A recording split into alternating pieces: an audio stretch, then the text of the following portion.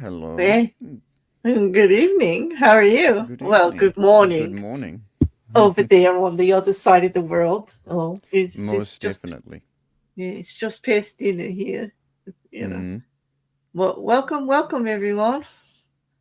yes. Uh, yeah, man, things are moving along, Rek. I was just Yes. looking at the number in we after today we only have 10 more chapters. Yep. We're getting into single digits. Uh single digits left. Yes. Mm-hmm. Yeah. Because Mm-hmm. yeah, I didn't think. Can you believe it? We made it.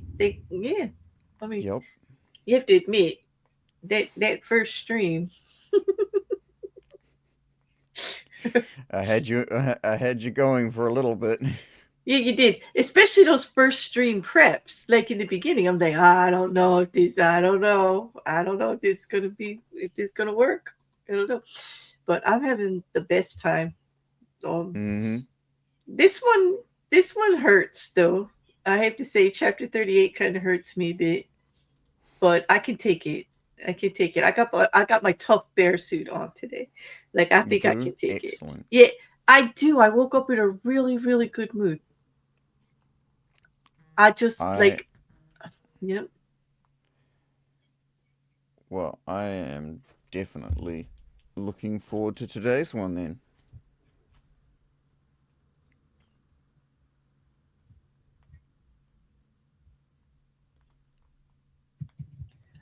I sorry.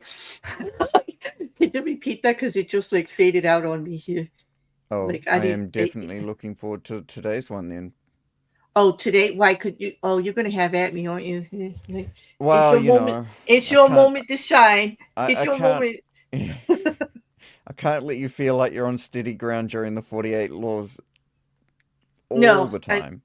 No, no. And actually, I look forward to that. I love to be challenged. Well, you know that. That's why you keep Mm-hmm. throwing these ridiculously long, year-long challenges at me.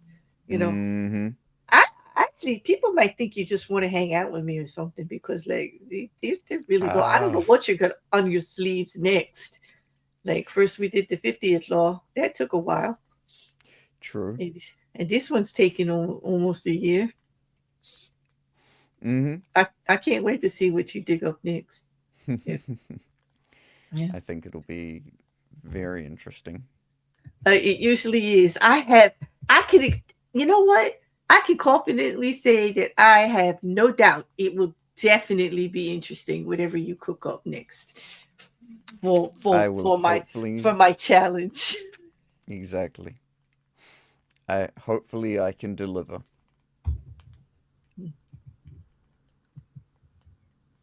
Yeah. So I think I will definitely be looking forward to that. But first, we got to get through these 10 weeks, and that's not going to happen if we don't get started.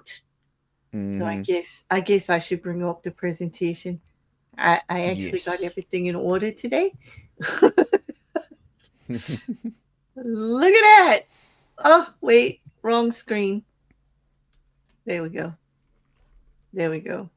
Yes, we were watching a Perfect. video before we started. That's why it went all funky. Yeah. All right. So, well, thank you everyone for joining us in chat. It's nice to see everybody, and I can see that people are watching up above. So, like, I just want to remind you again, it's not required that you join us in chat, but don't be afraid. Everyone's welcome.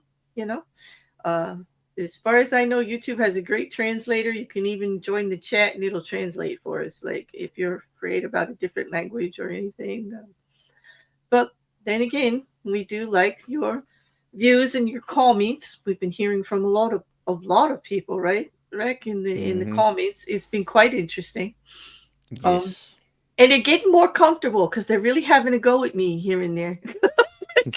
Just like, and I enjoy it. Like, go ahead. I have a thick skin and a good sense of Exactly. humor. Yeah.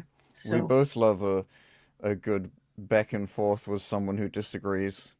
uh, absolutely.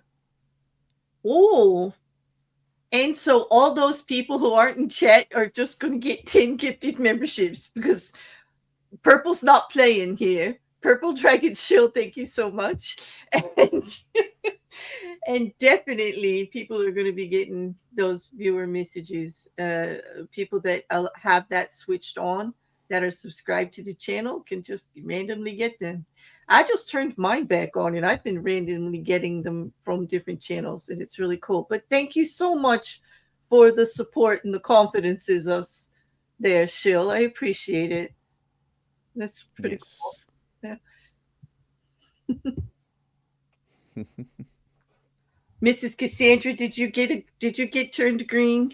Did you? I gotta go over and look. Let's see. It's like let me just welcome. I'm sorry, but this takes a second.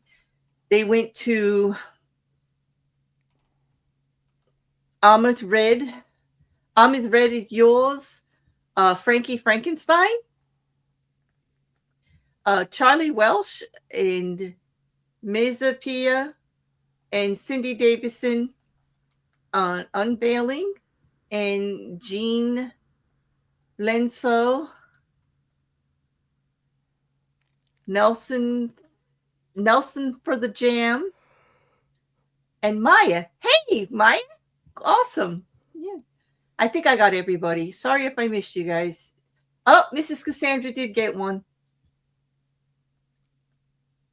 Just behave or my invisible wrench will strike you. Ooh, who are you? Yes, are you yelling at the new members already, Mrs. Cassandra? That's cool, though. Do your job. Keep them in line. All right. Thank you for letting me take care of that, Rick. Okay. Let me just start. All right, to business here. Thanks again, Shill. That was wonderful. So, back to chapter 38. Yes. You want to break it to them? While I suffer in silence over here with this one. Sure. So, we have Law 38. Think as you like, but behave like others.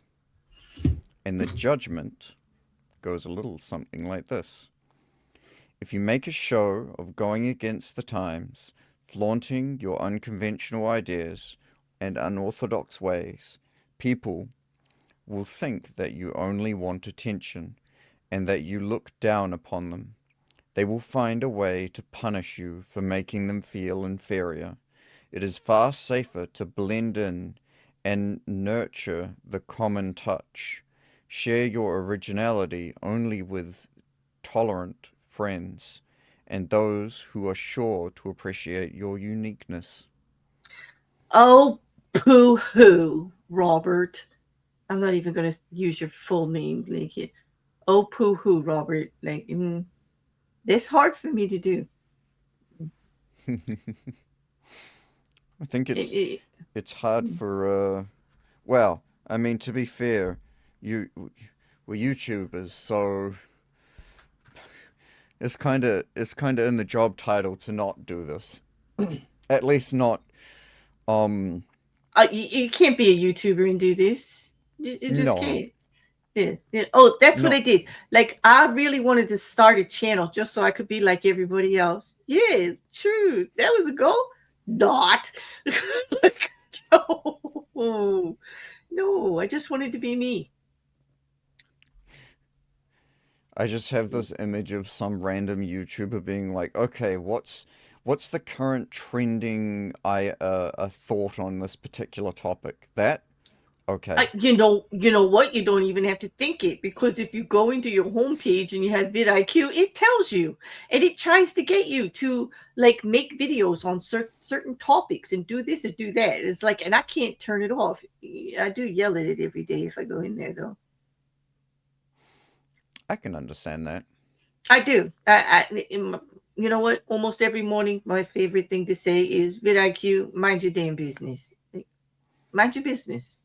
Yeah. Thanks, stop it.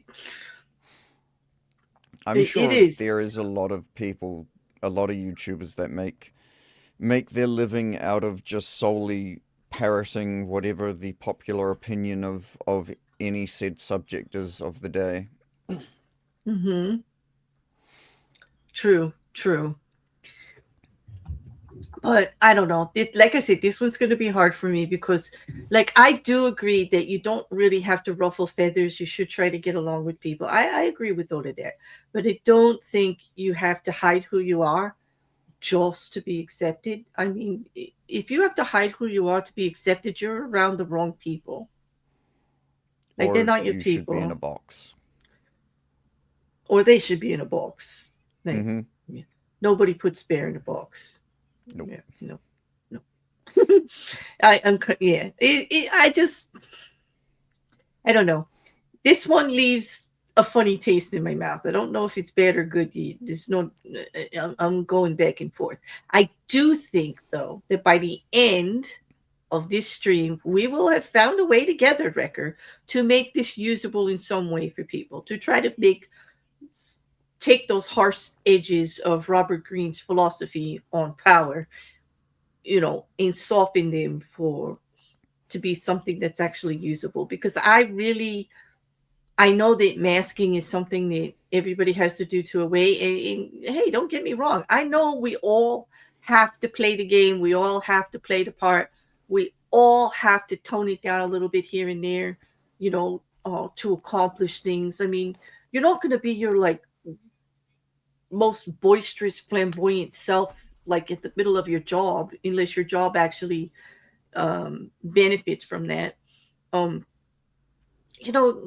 around your in-laws or in at university, right, Rek? Or like, with your homies, your friends, your inner circle, you're going to be a little bit different. And Exactly. you have to be a little bit different in every circle you're in every room you enter, so to speak. Mm. That adaptability and that flexibility in human nature, like, it's just something that to some degree we do naturally. Mm-hmm. Okay. Now, not everybody is comfortable with it. Not everybody can do it easily. That's all true. We all have it to degrees, but it is in our nature to do it, to kind of get along while we're figuring things out, you know. And I think green is trying to tell us that that's okay. Use it to your advantage, you know, Mm-hmm.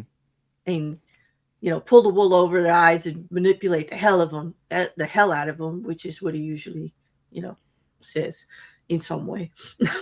Well, But the interesting thing is that this law kind of goes against, kind of entirely goes against one of the previous laws, which was Law 6, court attention at all cost. Because, right, acting like everyone else is not going to court attention. And we all know that as much you have to find a way to set yourself apart from the rest. right, And right, but not too far apart. And I think that might be the lesson here. yes. It's not too far apart because if you become untainable, unreachable, and like dissimilar, like people aren't going to gravitate you. Like they might gravitate you at first, but they're going to fall off quick.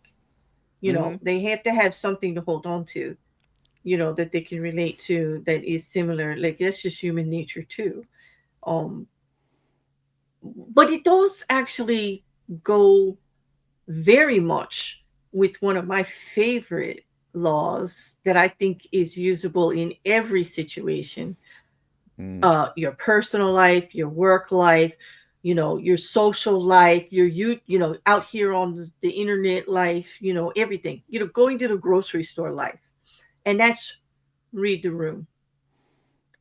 I Mm-hmm. think I think that's one of the most valuable laws. And I could see how this can be twisted into a read the room kind of situation.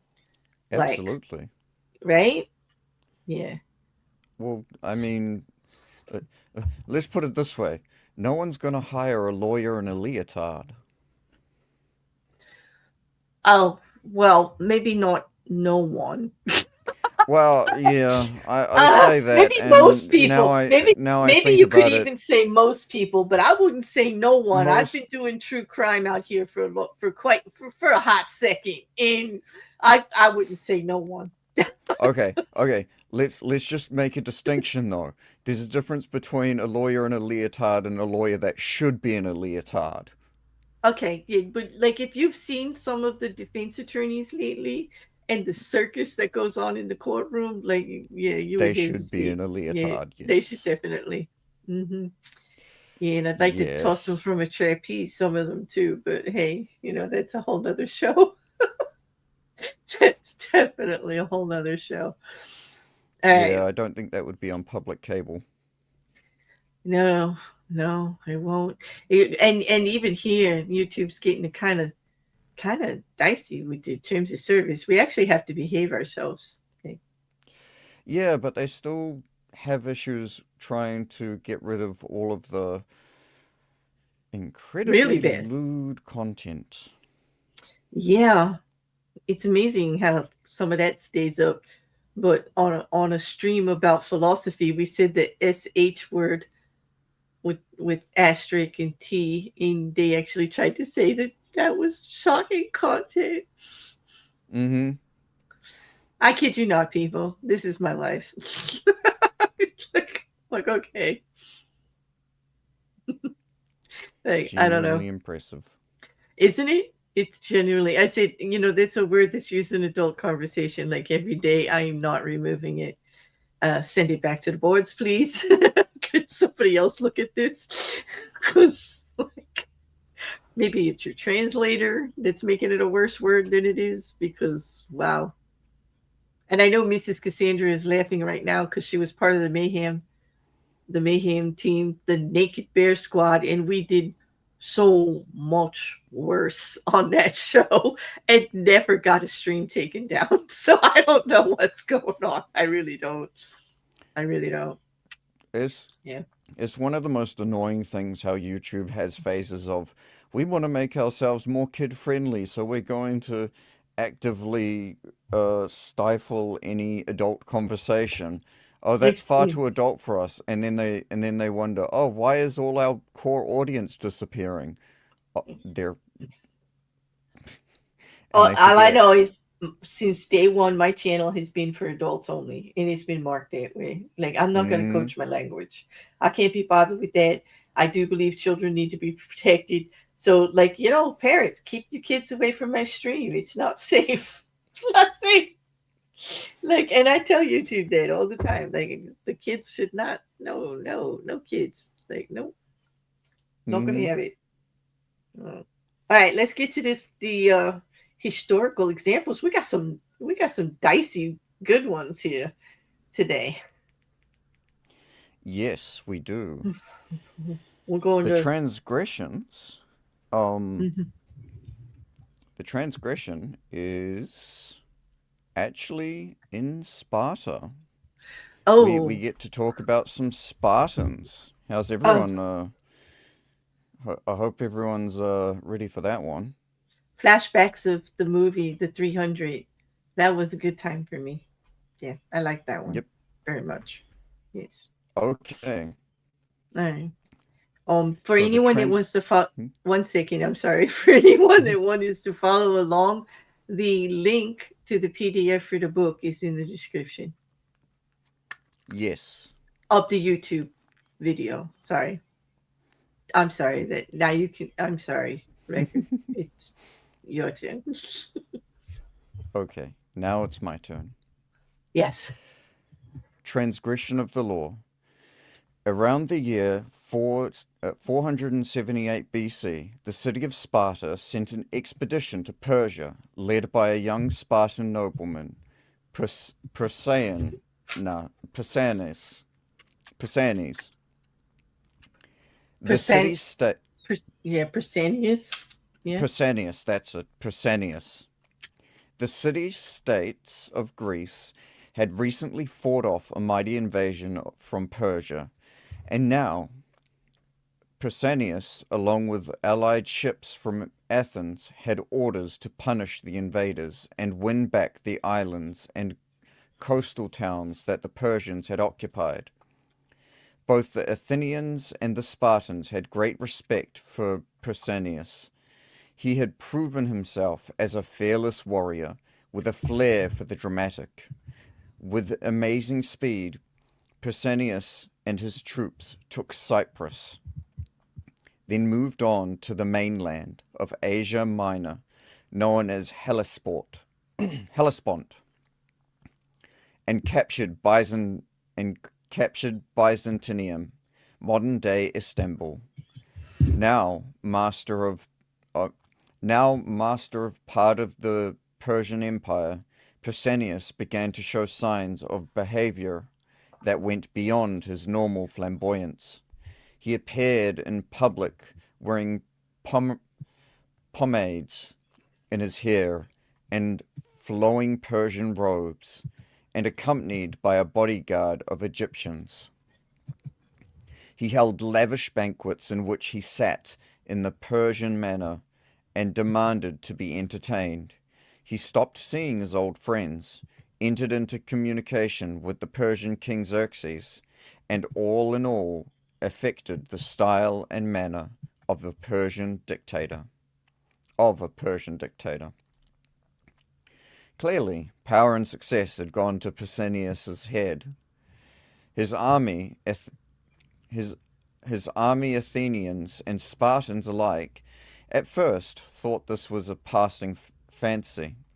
He had always been a bit exaggerated in his gestures, but when he flaunted his disdain for the Greeks' simple way of life and insulted the common Greek soldier, then began and insulted the common Greek soldier, they began to feel he had gone too far. Although there was no concrete evidence for this, rumors spread that he had gone over to the other side and that he had dreamed of becoming a kind of Greek Xerxes.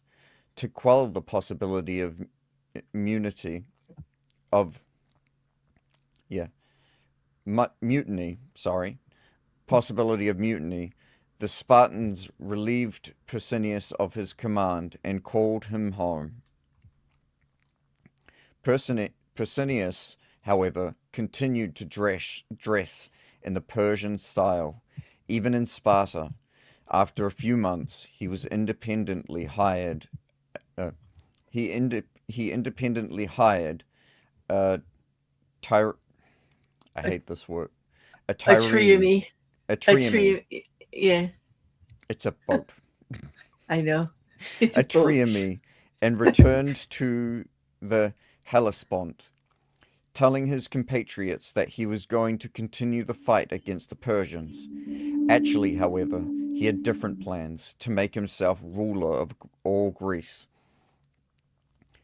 With the aid of Xerxes himself, the Spartans declared him public enemy and sent a ship to capture him. Persinius No. surrendered, certain that he could clear himself of the charges of treason. It did come out during the trial. It did come out during the trial that during his reign as commander, he had offered his fellow Greek time and time again. He had offended his fellow Greek time and time again, erecting monuments, for instance, in his own name, rather than those of the city whose troops had fought alongside him, as was custom. Yet Persinius provided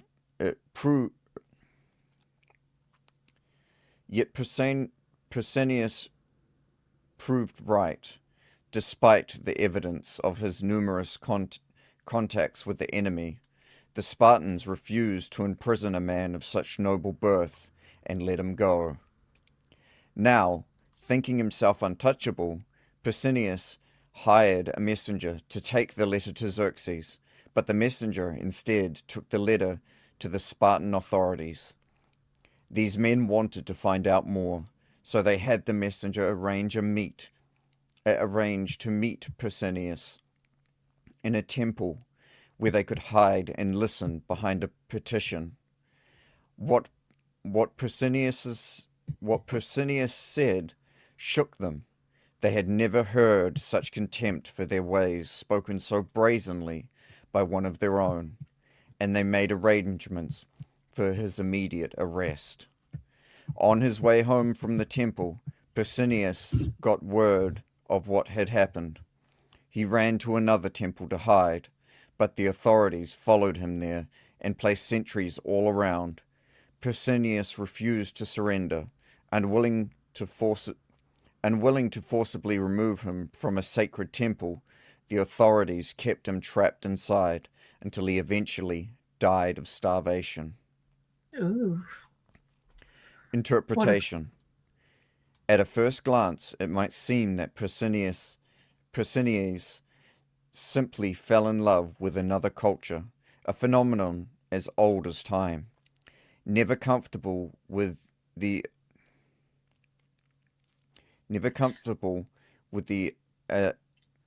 Asceticism. aestheticisms of the Spartans. I hate trying to read words when they're broken up into two. It does. Parts. He puts that hyphen in there in the typeset. It's horrible. Yeah. Like it doesn't make any sense. Yeah. Never comfortable with the aestheticisms of the Spartans, he found himself enthralled by the Persian love of luxury and sensual pleasure. He put on Persian robes and perfumes with a sense of deliverance from the Greek discipline and simplicity. This is how it appears when people adopt a culture in which they were not raised. Often, however, there is also something else at play. People who flaunt their infatuation with a different culture are expressing a disdain and contempt for their own. They are using the outward appearance of the exotic to separate themselves from the common folk who unquestioningly follow the local customs and laws, and to express their sense of superiority. Otherwise, they would act with more dignity, showing respect for those who do not share their desires. Indeed, their need to show their difference so dramatically often makes them disliked by the people whose beliefs they challenge, indirectly and subtly, perhaps, but offensively nonetheless. As Thucydides wrote of Proserpines, by the contempt for the laws and his imitation of foreign ways, he had made himself very widely suspected of being unwilling to abide by normal standards. Cultures have norms that reflect centuries of shared beliefs and ideals. Do not expect to scoff at such things with impunity. You will be punished somehow, even if just through isolation. A position of real powerlessness. Many of us, like Proserpines, fell, fell, Feel. feel the siren call of the exotic, the foreign. Measure the moderate of measure and moderate this desire, flaunting your pleasure in alien ways for thinking and acting will reveal a different motive to demonstrate your superiority over your fellows. Hmm. Mm, So basically, being in a position of power and then scoffing at how you got there is definitely not a good idea. Like, so they I think. fought against the Persians in one, and then Mm-hmm. acted like a Persian when he got back. Mm-hmm. Yeah, not exactly. It's like all Not those times that a dictator gets overthrown and replaced by a dictator. exactly. Like, oh yeah, we got to get rid of him because like he's a dictator and he's just trying to control everything. And then like put me in there, things will be different, and they do the same exact thing. It's Yep. a never-ending cycle. It is exactly. But this is like just shows you that you just make yourself a target. Like I do think that part of what Robert Greene is starting to say in this chapter is true, that if you're too different, you're automatically a target. If you're, Yes. it, Mm-hmm. I can see that, but I just don't think you have to hide who you are. Like it's uncomfortable for me to try to say that it's better to hide who you are to fit in. Like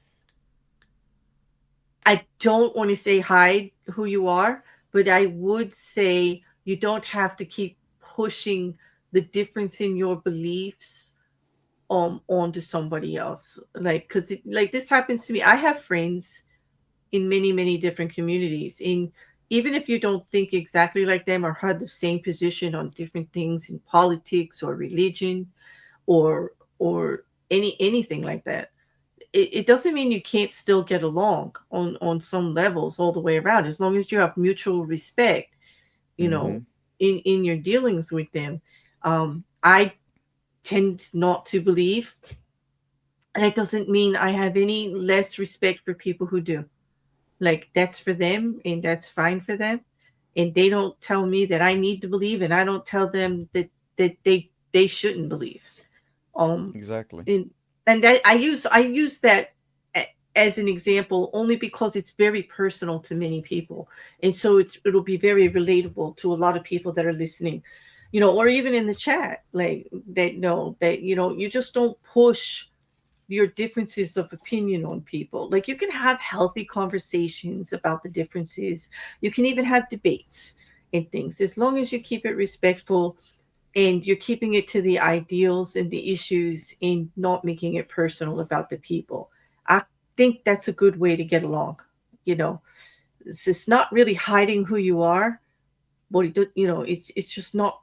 It's not just shoving the differences in people's face all the time and making them uncomfortable. If you make people uncomfortable, they're not going to want to be around you. I think in a sense this chapter is at a very like basic level is just saying, you know, if you have some antisocial behaviors, curb them. No one, no one wants to deal with your antisocial behaviors. Well, but then again, like I kind of like try to help people with their anti-social behaviors. What? Like I guess it depends on the degree, because a lot of people know me from being an advocate for adult autism. I know a lot of people in my life that have it, and Mm-hmm. sometimes that comes with a lot of social things that other people will think are like really difficult, and I don't. And I Oh, actually encourage people and bring them in. And I brought, as you know, like I brought many people onto even my YouTube channel who thought they could never like read out loud or speak publicly or even, voice an opinion. And I'm try to be very supportive about that stuff, even though they feel they don't have social graces or this, that, or the other thing. Like, oh yeah. yeah, I I don't mean, mean I don't mean like I don't mean like people who I don't mean if I don't mean the people that might not realize that they're acting inappropriately at a time or something like that. you I mean mean when I aggression? say antisocial behavior, I mean like let let's take an extreme. Someone who for some reason has a really weird habit of licking people's faces. Oh, That's no. Okay. Yeah, I uh, see what you mean. Or aggression or or or or or violent. like Yeah, I get it. Okay. someone who Yeah. gets irrationally violent when you offer them a potato salad instead of an egg salad. Oh, well, who I would do don't know that? anyone like that, but I feel like someone out there. I feel like there has to have been I a know. cookout where like someone got irrationally violent over a potato Yeah. salad. Listen, I know we're making fun, but I get where you're coming from. Like you just Mm, like, yeah, when it gets that extreme. Yeah, yeah. some people just can't get along, or Mm, just I understand that. But then there would be me, just like there was right now. I'll be the one going, well, let's just give them a chance. Like let's just try to coach them into better behavior. but Yeah. that's also something important is that um even you have to be willing to approach someone who is acting antisocial or be willing to be approached by someone that is willing to give you advice in that respect. Like like Yeah, it's a risk. someone I mean, yeah. not everybody wants to listen. It's true, human nature. Who wants to hear about themselves? Really? Yeah, yeah, very few people actually do want to It hear anything and it's about an un- anything negative about and even if themselves. and even if you want to be the big person and you want to be open, it's uncomfortable. Mhm. It just starts out that way. I mean, it can get better, but it just kind of starts out that way, you know. But uh, that was a good example. Let's get That was an now, excellent example, yeah. and that's how not to do it. Like you know, Yes. I was just gonna think that there are so many examples in the news lately of this. You know, like uh, you know, I've never had a problem with there being like the Girl Scouts and the Boy Scouts, or like Girls Club in Boys Club. There are certain things that are just more comfortable with a few like women that get together or men get together. So like I don't want to be like that woman who demands to go to boys night out. Like I don't want to be, and I don't want you to be that guy who insists on attending my wine and book club, which is all females. At the time, touting some like you know thing. There, there's things that are mean, like when groups of people with a common thing are there, that you just, unless you fit in, you don't really want to rock the boat, No, exactly. because it's just going to be uncomfortable. I mean, Yeah. like and I know that sounds silly. I know it's like 2026. Like gosh, Bear, how could you be like that? How could you actually say something so against equal rights and women's rights and the ability for people to go everywhere and freedom of this and freedom of that? And I'm like, yeah, well, that's just Well, me, poppycock. Like, I don't want to hear it. I don't. I I don't don't want to think. be the only girl sitting in an all boys club, okay? And then act Mm, like I'm one of them because I'm not, okay? I'm not. Like, yeah, it's not that I big a don't. deal. I don't You know? necessarily think that's a bad thing. It's. I mean, if you're gonna like putting, if you put, let's say, a very male dominated thing, like I don't know, let's say a men's club has a bunch of welding. You don't want to fuse that with the book club. Mm-mm. I don't think either side is going to be very happy with Right. Yeah, it's not going to be good trying to bring yeah those two groups together. Like, to, for what? For what purpose? Like, yeah you know, talking about like, a chapter and all you hear in the background is zzz, zzz, zzz, zzz, exactly. zzz. Yeah. And the clanging of metal, and, Mhm. yeah, it's not going to go well. Like, so I guess you have to take it with a grain of salt. Like, there's a time and a place. Like, exactly, like this actual law works best when approached from a read the room perspective. Mhm. Time, place, where needed. Sometimes you have to be the shining star to get your just desserts, okay? But other Absolutely. times there is something to be said by giving other people their flowers too. Like, take the Mhm. back seat, fit in for a while, let that all go. You don't always have to be, you know, the best and the brightest. You don't always have to walk into the room and take it over. Sometimes Yes. you benefit from walking into the room and learning, being quiet, listening. I mean, we heard that in that chapter, that you gain You the never information. outshine the You can, master. right, never outshine the master, because people will resent it and it will come back to you. That doesn't mean don't shine. I mean, I'm one of those people. Well, I won't take it. You could throw it at my feet all you want, but I will not be responsible for how you feel, how you think I make you feel by me just being me. Like, I don't go out of my Mm. way to hurt anybody. But if you ask me Mhm. something, I'm going to answer you direct. And very direct. Sometimes I admit, painfully so. But I'm very direct, and with that comes the security that you always know where I'm coming from. I'm un, Exactly. I'm uncomfortable masking to protect people's feelings. Like, I'll be nice about it and all, but I come from it from looking at it as a form of respect, that I always want to be honest with you. Mhm. And I expect the same thing. And I know that can be difficult for a lot of people. People in general, it's human nature not to be confrontational, not to address things head on right away.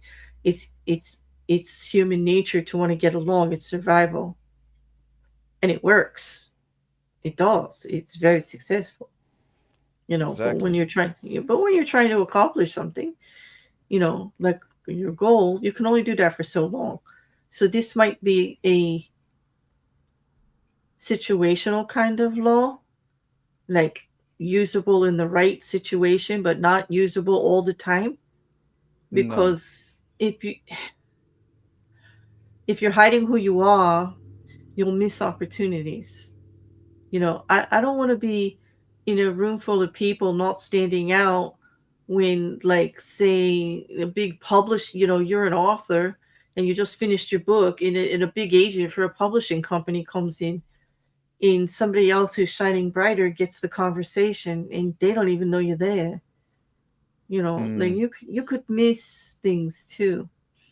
You know, so I think it's going to be situational for me on this. As I I think do. Hmm? I was just gonna say I think this is this law is more talking about like in a way it's talking about getting your it's conforming is useful to get your foot in the door. Like you, Mm-hmm. like for instance, you don't want to be acting crazy at, at a conference about writing, um, because if you're acting too weird and people don't like it, you're going to get kicked out and you're going to lose that opportunity. Right. You're not going to Um, be able to network and gather phone numbers and connections and yeah, stuff. People are just going to be like, tossing yes. you aside. Yeah. However, if you like, if you follow the um the the etiquette within the room, you are going to build a lot more connections, to which then you can be a little bit more eccentric and Mm-hmm. show that, you are maybe this much different thinker when you write. Mm-hmm. You have this unique perspective on how reality might be, that might intrigue other writers or might intrigue publishers. Mm-hmm. Then that's when it is more appropriate to be a little more stand out a Mm-hmm. little bit more. Yeah. But it's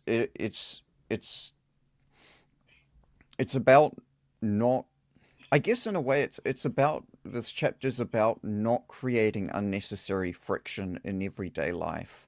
Right. That might hold you Um back. Right. yeah, Yeah. because like, you know, there's a joke about friction in there. I'll do my best not to touch. Sometimes people like a little bit of friction, but um Wrong show. I know. It was there. I couldn't help it. Um, but no, creating unnecessary friction when you have a goal in mind is always going to work against you, and Mm-hmm. it, it it's unfortunate that you can't be as flamboyant as you might normally be in certain other situations, um in other situations. Mm-hmm. But it's No, I get about, it. Oh, yeah, sorry. it's about not creating that friction to start with. Right. Mm, Like not getting the door shut before you even get inside. Like, yes. yeah. No, I get it. I get exactly what you're trying to mean there, but it's very complex, this law, for me. And I'll go Mm, into that in a little bit after I read the observance here on how to do it properly, to use this law, because like I actually do have something to say about this law, because I think those that know me know that on the surface this law hits me as being very disingenuous, which I fight against constantly. Like, I'd rather people lay their cards out on the table than pretend to be something they're not, and you find out later. I think it sets you up for failure in the long run. Well, we'll, absolutely. we'll go. We'll go. I think, but you can see how it just presents itself as that way, as Mm-hmm. false, as fake, as disingenuous, as like A hundred Um, percent.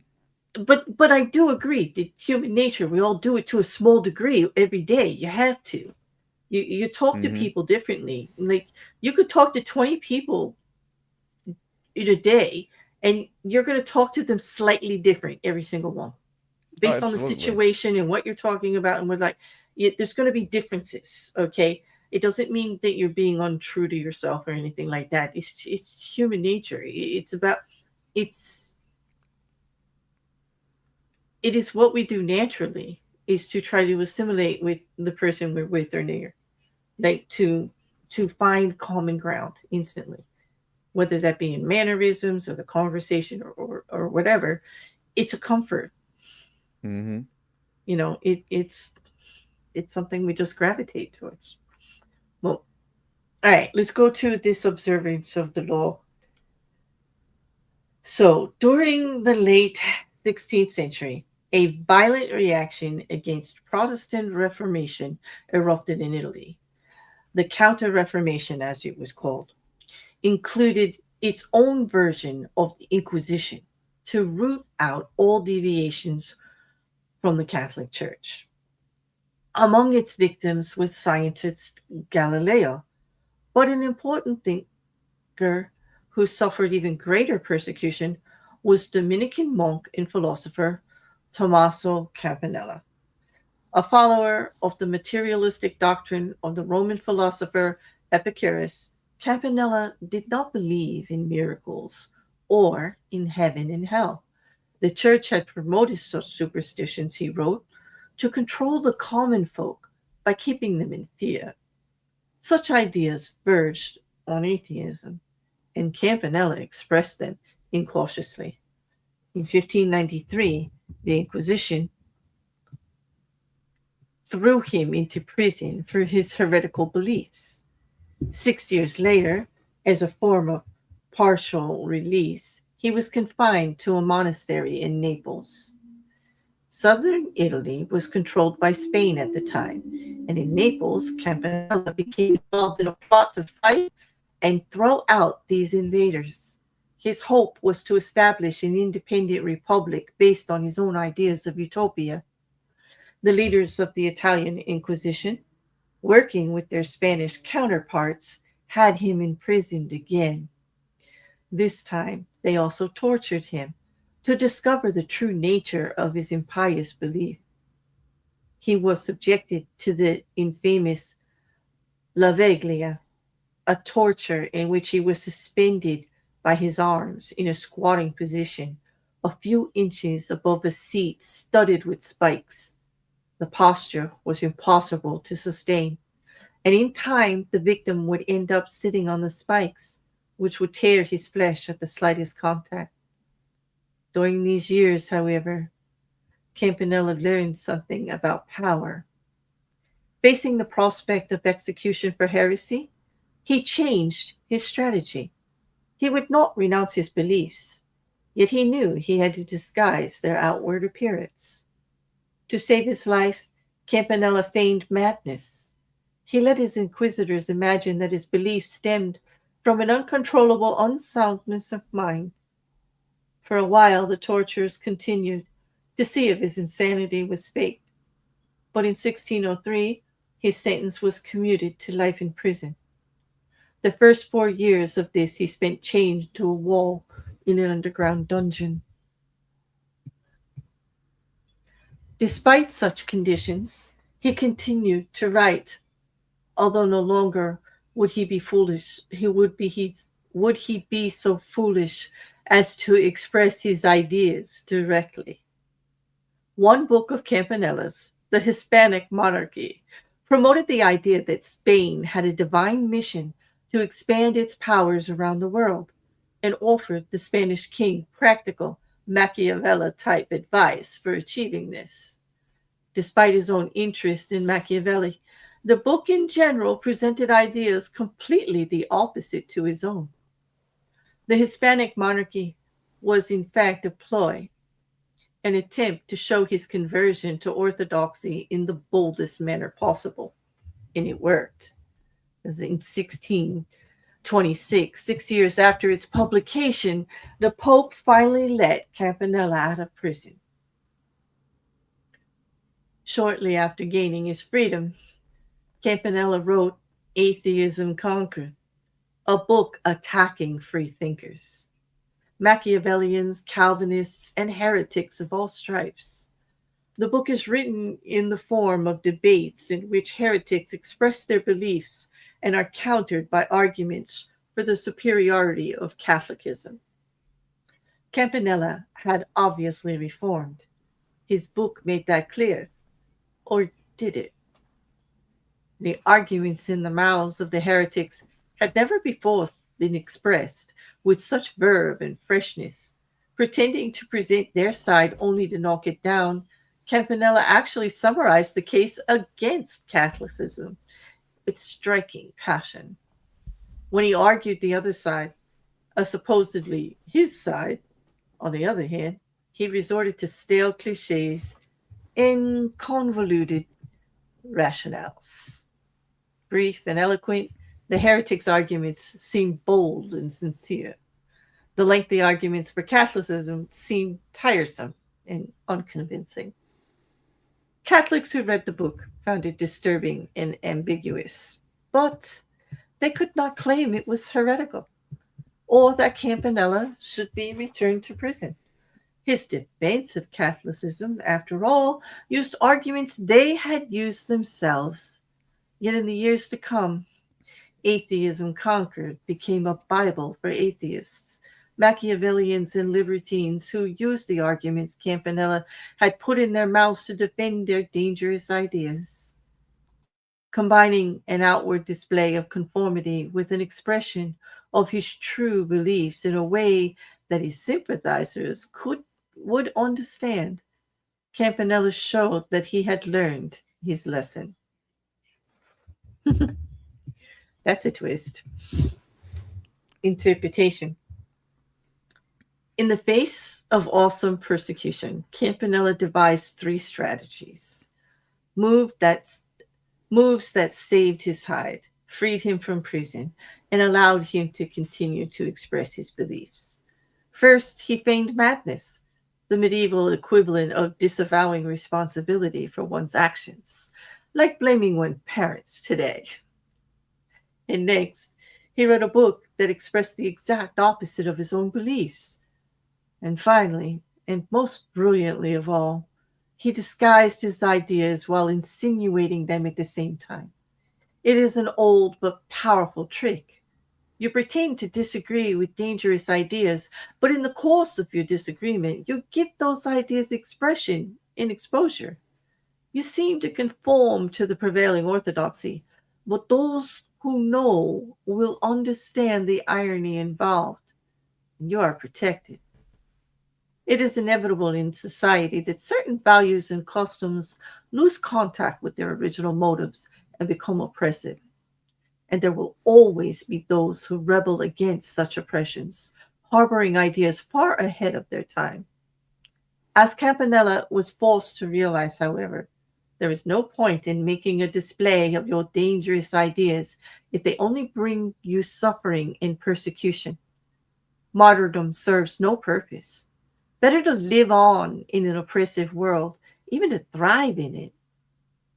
Meanwhile, find a way to express your ideas subtly for those who understand you. Laying your pearls before swine will only bring you trouble. Oh boy.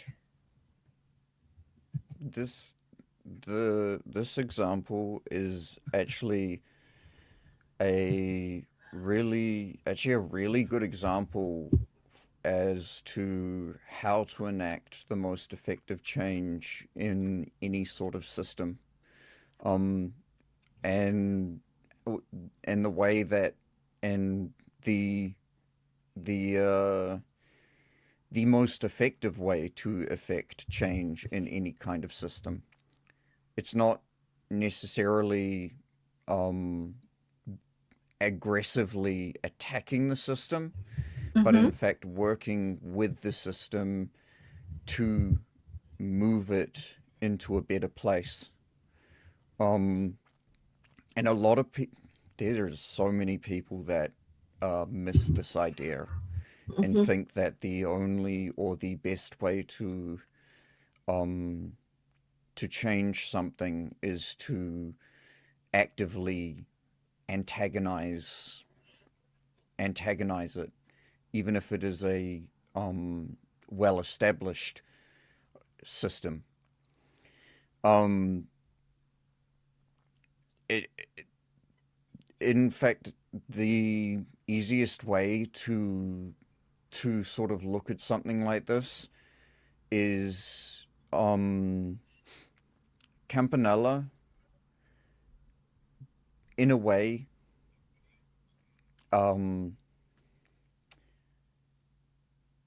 changed a river. He moved a river. And that's actually a really good example.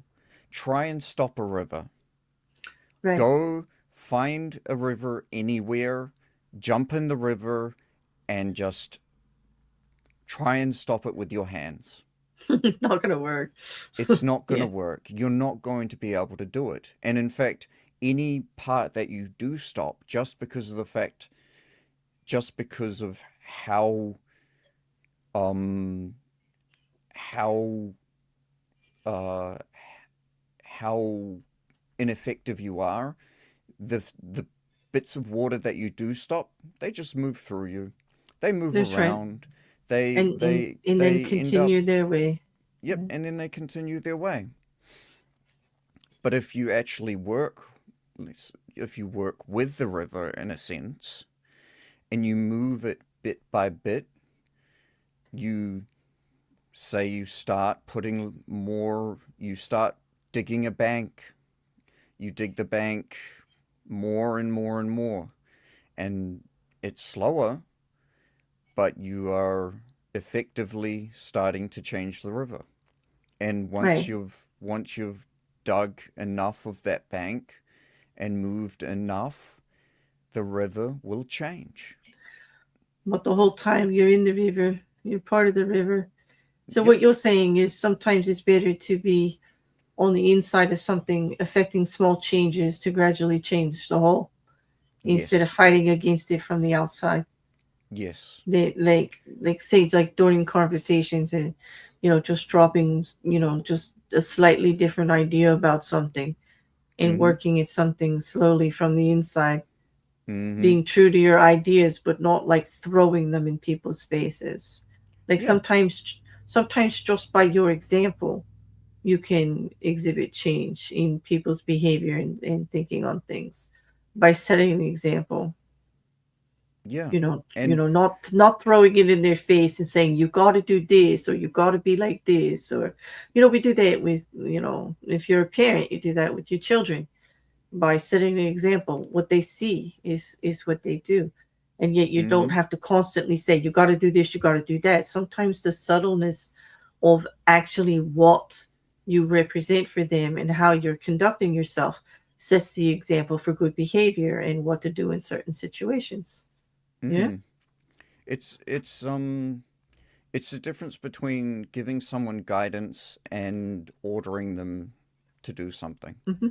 Right. Um like people, I think I can say this pretty easily, but the normal human reaction to an opposing force or an opposing idea is to primarily oppose it Right. and go against it because it's already something, because if it's an opposing idea, you've already got your grasp on reality around this concept. Um, and you don't want to have to deal with the fact that It. the idea that you might have is completely wrong, because then you have Mhm. to put in work to change that. But It's. say for instance, um, say for instance, someone is coming up with a better idea, and they slowly introduce that, and they slowly show how much better, uh, let's say, building a house. Let's say for 1,000 years, people have built houses from the roof down, and this is a something that has become tradition.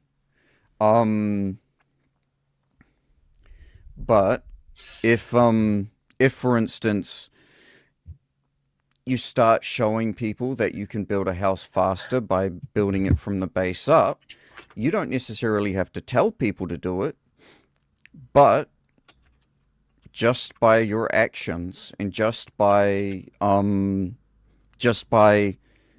moving just by your actions and just by um even just explaining to people why you build from the ground up without forcing people to do it, you'll probably find that people will start to go, well, maybe he's got a point.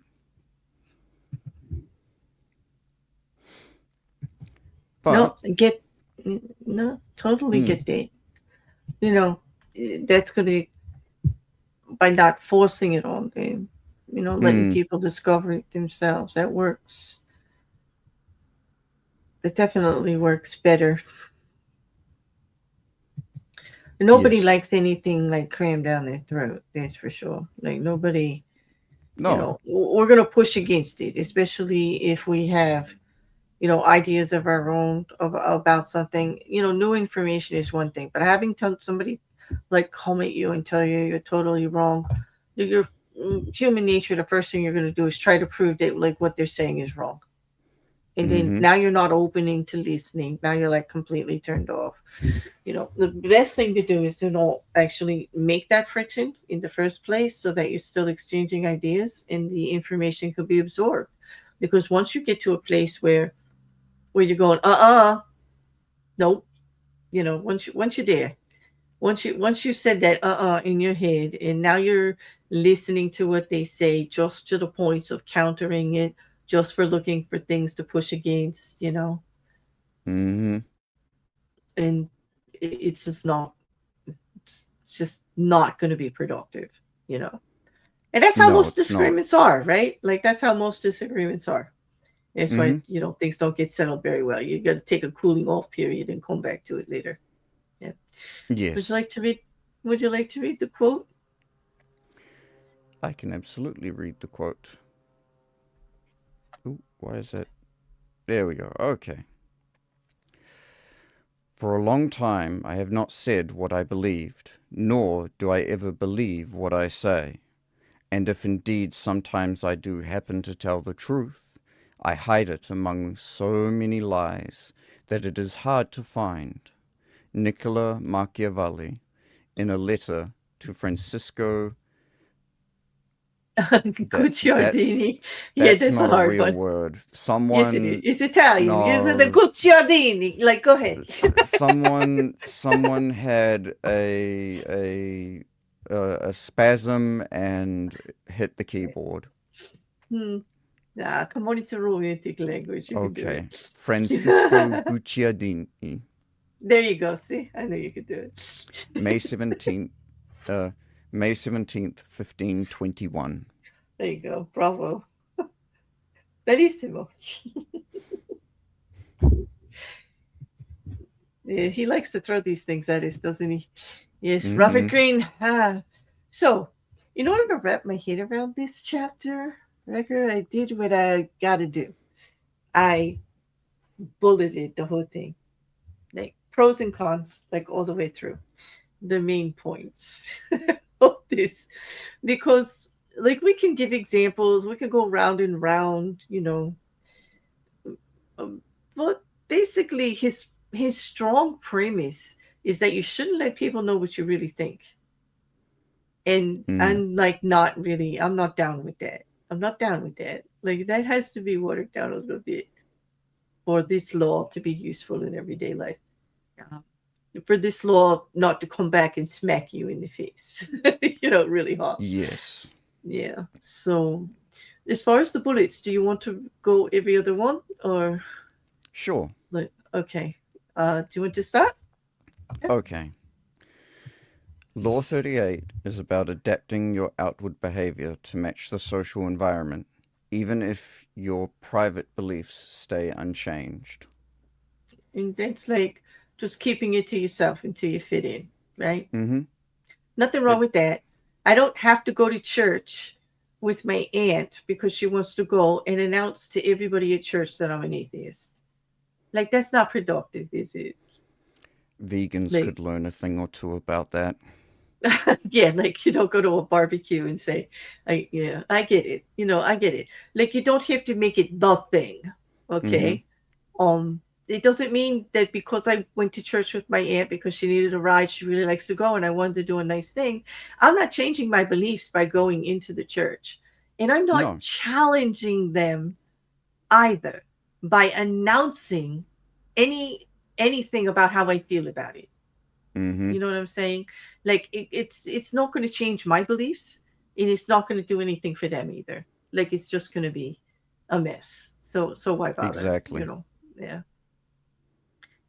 Um, it works because people tend to reward conformity and punish visible difference, especially in hierarchies, workplaces, politics, and social circles. Very, very true. You know, very, very I true. think I think this speaks to the idea of, if you curbing some of your antisocial behaviors if they are toxic enough,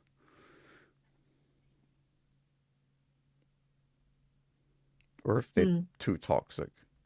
Hmm. But once again, this goes against Rule 6, which is to court attention at all cost. True. Your too. Uh, Psychologically, it taps into two big forces: the need to belong and the instinct to assume the group knows something you don't. There you go. Like, how you going to learn what the whole thing is about if you're pushing against it before you even know, right? Mm-hmm. Mm.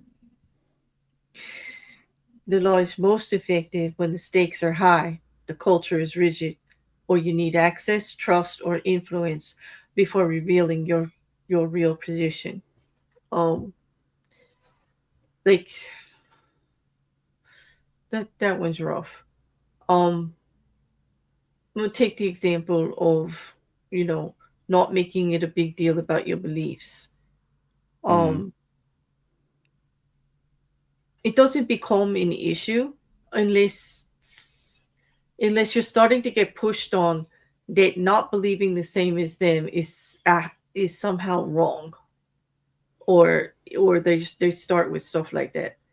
Yes. That you have to be exactly like them or there's something wrong with you, and then you might want to let your position know. You might want to be honest about where you're coming from with it. Mm-hmm.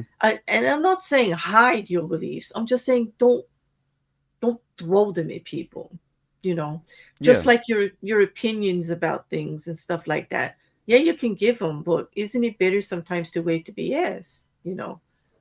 um you know, you mentioned vegan before, which that's a choice that people make and I got no problem with it. But if I'm Absolutely. having a backyard barbecue and you accept the invite knowing it's a barbecue, don't come back there and start preaching to everybody how they shouldn't be eating that hot dog or hamburger. You know, if it's my house, I'm going to be sure there's things for a vegan to eat, but I'm not going to really tolerate somebody coming in and shaming everybody else at the barbecue for their choice of food on their plate. Do you know what I mean? Mm-hmm.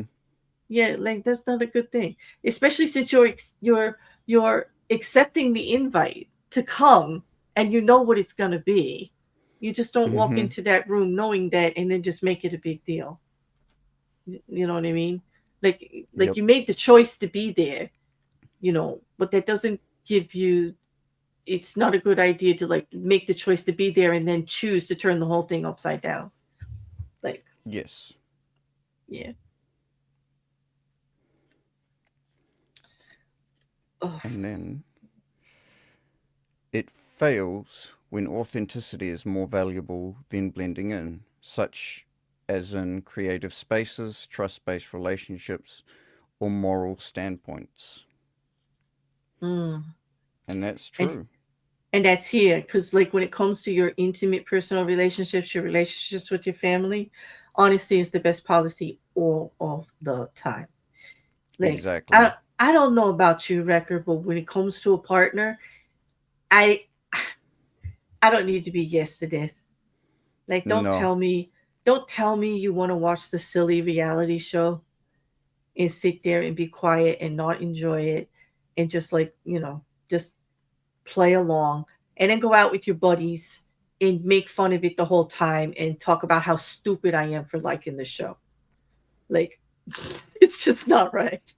Like Yeah. if you don't want to watch the show, don't watch the show. Like pacifying. I mean, I do agree that sometimes, even though it's not your favorite thing to do, that sometimes we do things with our partners and the people in our lives to Mm-hmm. be with them. And even though it's not our favorite thing to do, but if you really hate it, that you have to go and talk about it later about how much you hated it and how, like, whatever, and speak disparagingly about it, then just don't do it. Like, just don't do it. Like, because that's just ingenuine, you know. Mm-hmm. Or if you're But I being do, forced to do it, just let the person who's forcing you know that you're going to rag on them the entire time. yeah, say I'm going to sit here and I'm going to watch it with you because you're making it like I don't really have a choice because you're like, you just basically threaten to not cook for the rest of the week if I don't watch the damn show. But damn, am I going to have something to say when I go out with the guys later? Like, Yep, they're different. At least you're being honest about it. But don't like exactly. sit there like with smile. Like, don't like what's the saying? Maybe some of you will understand that. Like, don't yes dear me. Like, oh my god, that saying just makes me revolt. Like, that brings out the rebel in me. Mm-hmm. Not even the rebel, the downright warrior.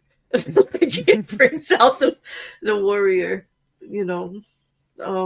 Yeah, yeah. Mm-hmm. Not good. Not good. All right.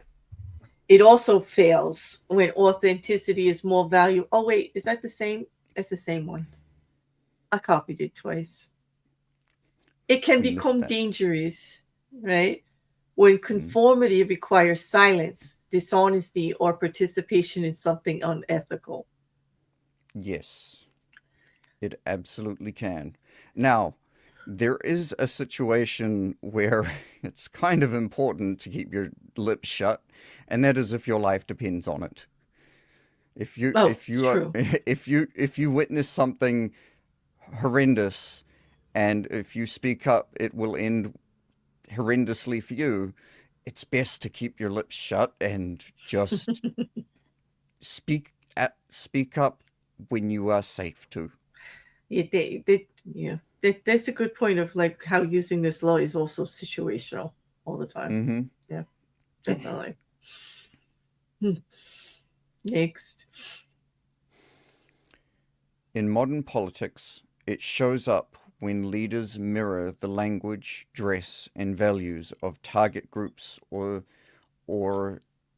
target groups to signal belonging.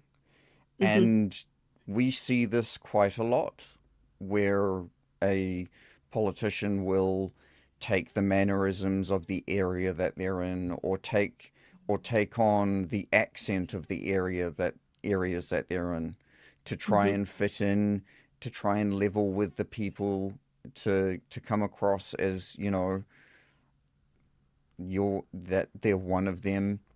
And some people who aren't politicians will do it.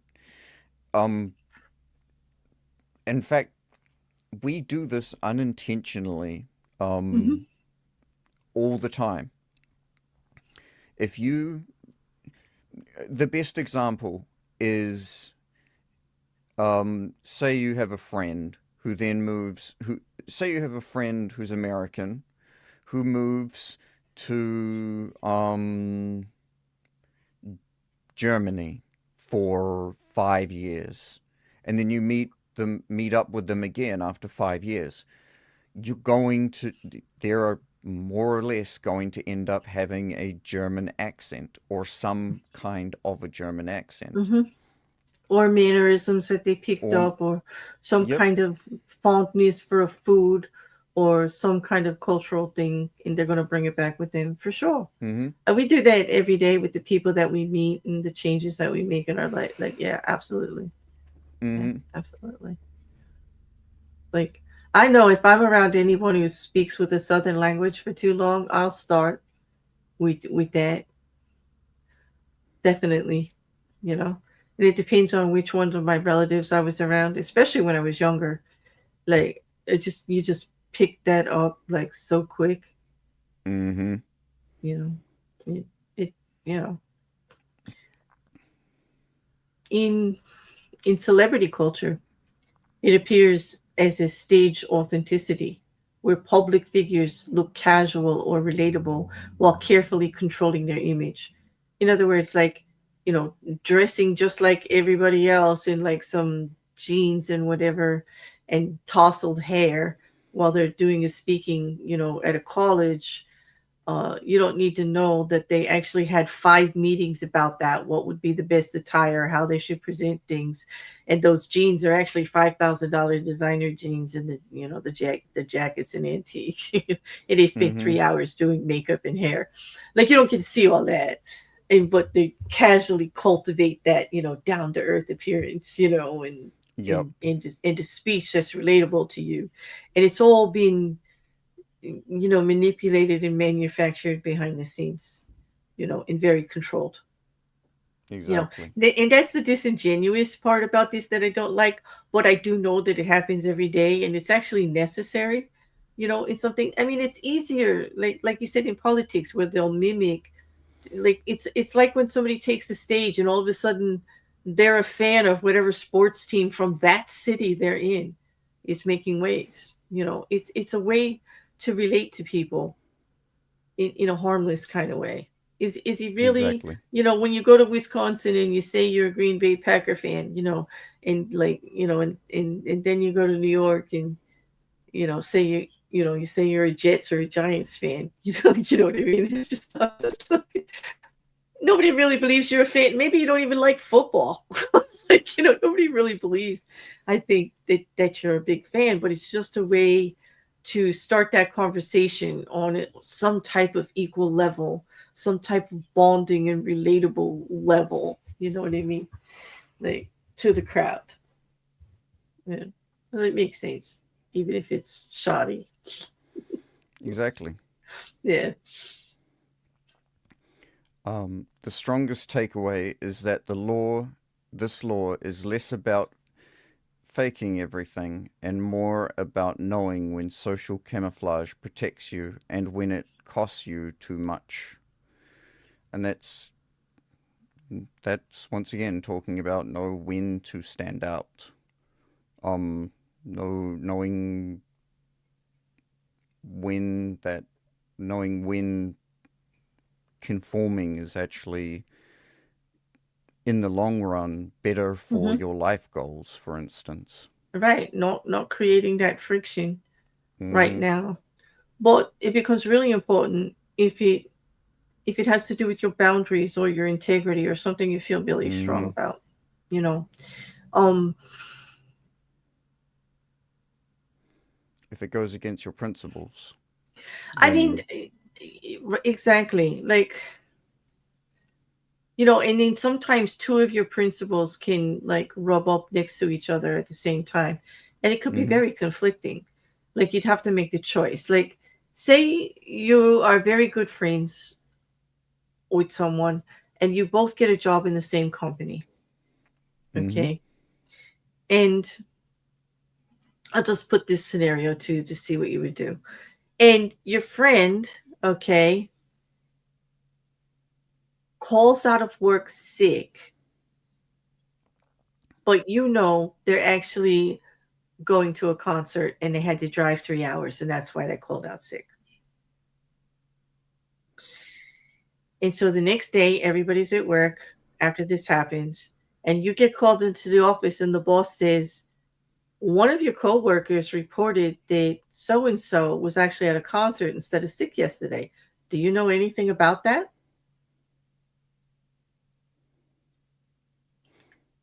Do you tell your boss, oh, yeah, like my friend said they were going to a concert? Or do you just say, no, I don't know anything about it? Now, lying is probably not a good thing to do. But you also know that, throwing your friend under the bus isn't really a good thing to do either. so, so what do you do? I'd just say it's not my place to speak on this kind of thing. That's an issue that you should take up with them. Great answer, because that's what I was going to say. My answer would be, I think you should ask them. I'm sure Mm. they know where they were. I'm sure they know where they were. Mm-hmm. Like, I wouldn't say yes or no. I'm not going to get caught in a lie. I'm not going to protect somebody that did something wrong. Like, I think I would have just scheduled PTO or just told them straight out, I'm not coming in. I got the chance to go to tickets. Do what you want. Like, whatever. Well, it Mm-hmm. happens all the time. It's the balances we have to make. People, you could ask 20 people that question and they're all going to come up with a different way to answer that scenario, what they would do. It's a terrible position to be in. Absolutely. Boss shouldn't even have been asking anybody else except for the person involved, actually. Yeah. But yeah. Hmm. I think you have the last one. Yep. A useful discussion question is whether blending in is wisdom, manipulation, or simply social intelligence. That's something we could talk about. Mm. Is it smart to just, I think it is smart to blend in. I think it is the only way you're going to absorb and learn about the group and learn about things, and people are going to trust you and be open with you about things. Um, is it a form of manipulation? Yes, but it's not. It doesn't have to be manipulation to harm. With intent to harm. Yeah. It's about like who. It's about who is what you're doing harming someone else. If it's Hmm. not, then there's no then there's really not that much to worry about. But if it is harming someone else, then you might want to rethink what you're doing. Right, because it's destructive manipulation. But when it comes to simply social intelligence, don't we all know that one person, like in our group, or while we were growing up, that just seemed to get along with everybody, Yes. and yet nobody really knew a lot about them? Yes. They were just so easy to be around, so easygoing. Everybody loved them, but not nobody knew really anything about them. Like, you didn't know their favorite color, their birthday, nothing. Like, Mm-hmm. that person who was just more concentrated on just getting along with the whole group of everybody and giving every individual like a little bit of what they needed, but it was always something from them, nothing from the other party, nothing from them themselves personally. So nobody ever got to know anything about them. Yeah. Exactly. That's social intelligence to the max. That's using Mm-hmm. this actual law to the max. And there's some people that just do it naturally. Yes. Yeah. I'm always jealous of those people. They are Oh, impressive. hold on. What the heck just happened there? Hold on one second. I have to refresh it and bring it back up. That it sometimes it does that. It just disappears the picture on me. And I think it's because of how many slides I have now. I'm in the 300s. So Ah, I think that's, there's like that's not many. memory. No, there's not many at all, right? Like, hold on a second. Oh shoot. There we go. There, perfect. Yeah, sort of. All right. So can you read that now? Yes. The image, the black sheep, the herd shuns black sheep, uncertain whether or not it belongs with them. So it straggles behind or wanders away from the herd, where it is cornered by wolves and promptly devoured. Stay with the herd. There is safety in numbers. Keep your differences in your thoughts and not in your fleece. Mm. And that's true. Like, no need to stand out when they're circling after you, for sure. Don't make Mm-hmm. yourself a target. You know, as long as you're not compromising yourself. You know, Yes. in in the authority. And the authority is do not give dogs what is holy, and do not throw your pearls before swine, lest they trample them underfoot and turn to attack you. Matthew 7:6. Yeah, this is a good one. I believe Biblical. this. Yeah, this is very biblical. This is just right from the Bible. Jesus said this actually. Mm-hmm. Well, basically, what this means is like sometimes you have to make something irrelevant. Like, I'm not going to give. all of my, my truths, my what I believe in something, what I think about something to somebody that I know or a situation that I know is just not going to be open to it. You know, it's kind of a way of saying, like, don't talk to closed doors. Mm-hmm. If you got to be in the room and dealing with them to be able to do that. And then when you find that people are untrustworthy or not worthy of the time to have that conversation, don't bother throwing your best stuff at them. Like No. it's just a waste of your time. And then they're just going to look that you were trying to manipulate them or convince them of something, and they're just going to argue with you, and they're just going to actually turn it against you in some way. um it's not to your benefit. Sometimes you got to pick those battles wisely, you know. Exactly. Sometimes it's better to say nothing, and that's, I know, a strange thing to hear coming from me, who will talk about anything and just, like to talk. But I have to admit, sometimes it is actually better to not say anything. So, Mm-hmm. so it's a little bit different on our modern examples here. We're not going to have people. We're not going to talk about people at all, because for this law, it's really not about a person doing it better or not. And it's not really about a modern example. It's more about the situational, at least when I'm looking at it, because like I'm trying to soften the edges of what Robert Greene is actually saying here. You know, what he's actually saying in the book is wear the mask, don't look different, don't let them know, like deceive them. Like it he may not intended it on purpose, but the whole chapter comes off like instruction on how to deceive. But Exactly. and it's a little distasteful for me, because I'm not all for that at all. I as harsh as it is, as rough as it may be for other people to hear, I'd rather just speak from like what I believe to be true, like and the way it is, than to soften the edges into something where you can't tell. Hmm. But I do agree that there are times when it's just better not to make waves, not to ruffle feathers, just get along. Mm-hmm. If they're not asking you what you think about something, you don't need to tell them, do you? Nope. They, No, you don't. so that's my philosophy on it. Answer the direct questions, and if you're not asked, you don't really need to tell. It's pretty safe that way. Precisely. I can avoid a little bit of the problems, but for the modern examples, like it's situational. I'll take. You want to take the first one? Sure. A strong political example is the way politicians often adopt slang, dress, posture, or cultural references of a target audience while keeping their own underlying ideology intact. Conformity, re- conformity research shows this is a real and measurable behavior in political environments. Mm-hmm. It's the way to land, right? Mm-hmm. Yep. I mean, we see it all the time. Um,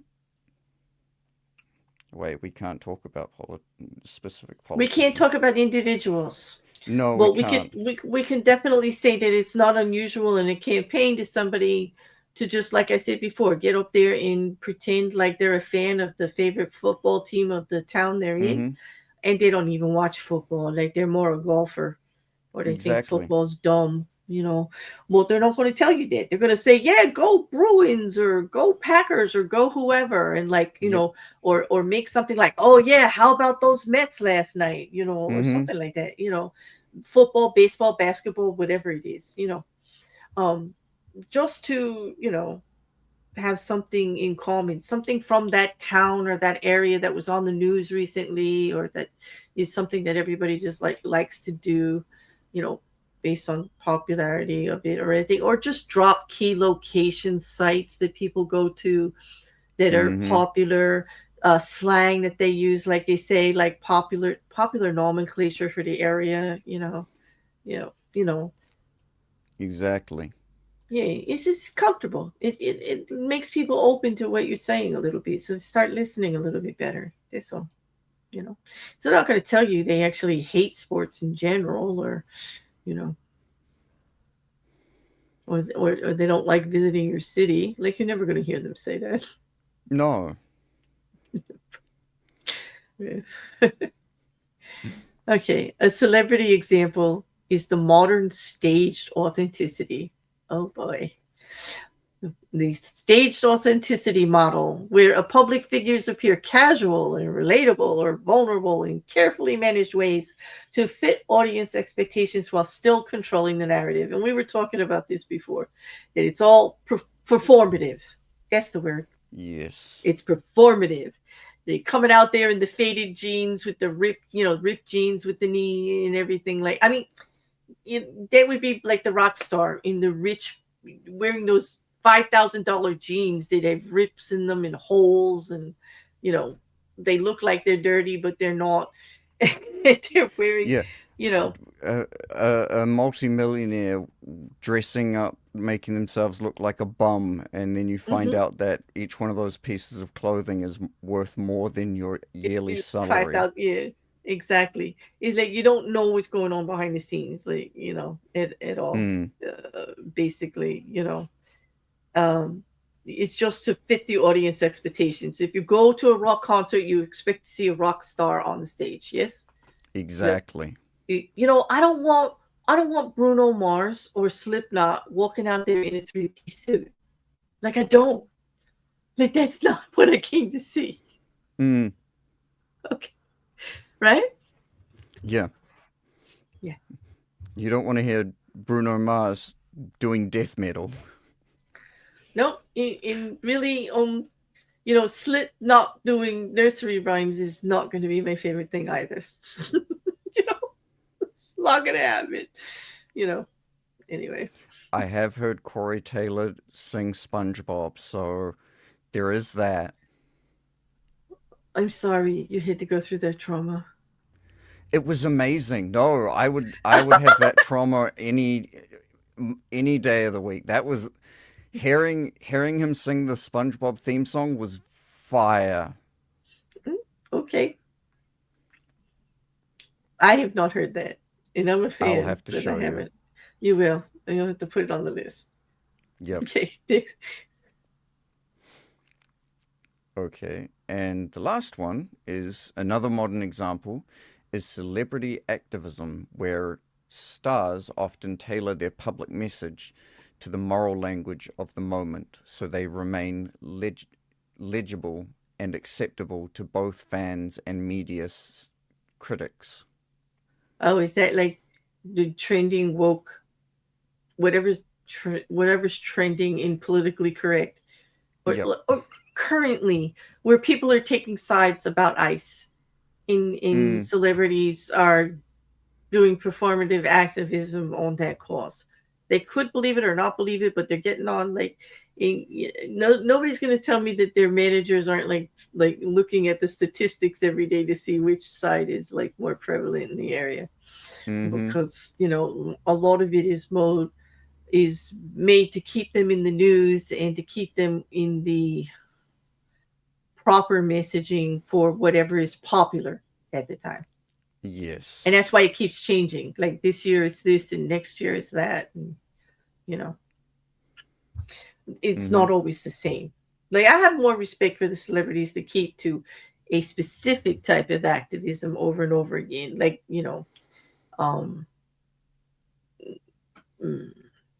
working with the Humane Society for displaced animals, like cats and dogs and stuff like that. Some of the celebrities do that. And they've done it for 10, 15, 20 years, 30 years, same people. That's consistent. It's not the kind of thing that we're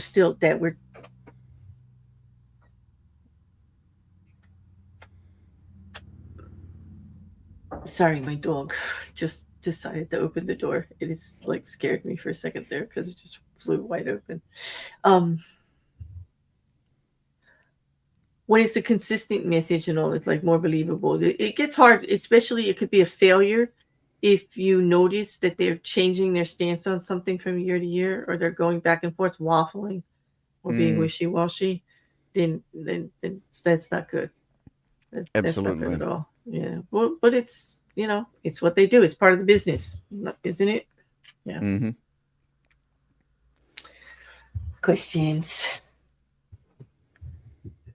Yes. I'll start. Mm-hmm. Where is the line between strategic adaptability and selling out? Oh, strategic adaptability doesn't have anything to do with my boundaries or my integrity or my fortitude. If you're coming near any of those, it's too high a cost. Like, I ain't doing it. I agree. Okay. It's it ultimately comes down to are you compromising your principles to accomplish whatever you are aiming for? Mm-hmm. Well, I mean, I don't. I guess it gets tricky, like a little bit, if when you're talking about my goals or my endeavors. Like, I don't want to make a big deal about it, but I'm not gonna compromise that line. Like, I'm not gonna, Mm, I'm not gonna be selling out those things that I believe in, even if even if it would be to advance my goal. Like, I'm not comfortable with that. Some people will be if they think that the it's justifiable with what they would gain from it, and I'm not going to judge them for that. I think it's a personal, those lines are personal, like, to the exactly. individual. Like, they're definitely something that you can't say, well, it's always this or it's always that. Does that make any Mm-hmm. sense? Yeah. Yes, absolutely. 100%.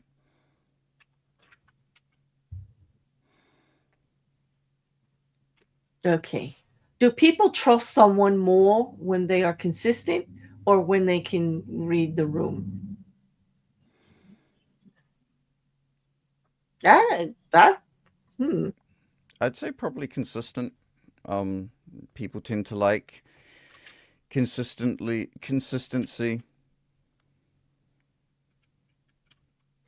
I say both. I like a person who can read the room. That shows me a sense of intelligence in adulthood that I Actually, yeah, they admire. sort of go. Yeah, they They sort of go kind of hand go in hand in hand. hand. Like, I Mm, want both. I want you to be consistent in your statement and don't not be waffling, back and forth or anything. But if you can read the room and not make it a big issue when you disagree, if it's not necessary, then I like that too. mm, That's comfortable. That's easy to be around. You true. know, you know. And many of my friends would say that. Like, I have friends that are very religious, and I'm not, and that's okay. And we don't make it a big deal. It never comes up. You know, it's Mm-hmm. and so they're consistent in just being settled with their religion, in settled with the fact that I'm not. You know what I mean? It's just not a big deal. You know. Exactly. Number three is public authenticity ever is public authenticity ever fully real, or is it always partly performed? Public, like celebrity, politician, mainstream media. Yeah, I'd assume that's what they're talking about. Then I would say, if we're talking 2026, I don't think it's ever fully real. I don't think, if you're in anything of the public, in other words, you have a face to the public, you are in newscasting media, you're a YouTuber, even just as simple as being a YouTuber, you're a teacher, you do public speaking of any type, politician, doctor, dentist, nurse, accountant, lawyer, Mm-hmm. big public, dealing with the public in general. There is a bit of you that also always has to be performative. in a Mm-hmm. way. Your personal beliefs are not coming into anything, you know. So that word authenticity, it's like sticking at me, like it's troublesome because there is a sense of performative that has to be done just to get along, to keep the authority, to keep them listening to something that they need to hear, to be able to give people information. And there is a bit of performative nature and relatable nature that you have to do in order to accomplish that. Yes, I So agree I'd fully. say I'd say it's always partly performative, Nate. Mm. Always. A lawyer needs to act lawyerly. A doctor needs to act doctorly. Yes? Mm-hmm. you know. Does that make sense, people? Like, I don't know. Meet me in the comments. Meet Rekkr in the comments on that one. Yes. I want to know what you guys think about that one for sure.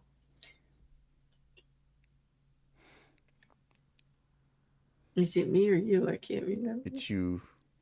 In politics, is blending in a survival skill or a manipulation tactic? It's politics, Um, people. We're talking about massive manipulation on all levels, period. yeah, it's both. It's, If you're talking about politics and navigating politics, it is 100% both. how many times a day do I hear Claire, but he's a politician? Because I expect people to be true. I mean, it's like, why can't he just tell the truth? Why does he got to do that? It's just okay, I get. This is the answer. Claire, it's a politician. You have such high expectations. They can't possibly believe they're going to tell you the truth.